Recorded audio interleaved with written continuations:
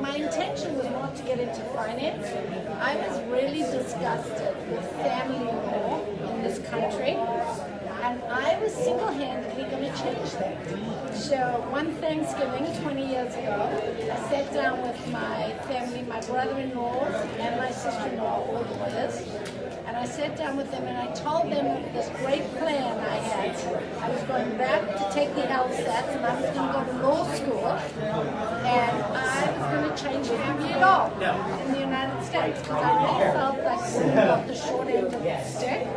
And I felt that it was all because our legal system was not fair. That was my whole take on it. So, Thanksgiving dinner, they all start laughing hysterically when I tell them I'm going to become a lawyer. And they probably were right. They said, you'll make the worst lawyer imaginable. Horrible. Yeah, so I was, wounded. I felt terrible, but I started doing some soul searching and thinking about what I should do. And I had time on my hands, and I decided to enroll in some Communiversity classes. And I took a class that was called Finance for Women. The instructor was Susan Cotton. I think she's retired now. This was about 21 years ago. And it changed my whole perspective. She was amazing. It was the greatest class. I felt so motivated, so empowered, and felt like, wow, this is what I need to do. I realized that if I could educate women about finance, then all of those reasons that I felt like they'd gotten the short end of the stick would actually have been resolved if women knew what was going on. I had a friend whose husband was cheating on her with a woman in Arizona and was paying for the girlfriend's kids to go to school at a private school out of the family checkbook, and she had no clue. Not a clue.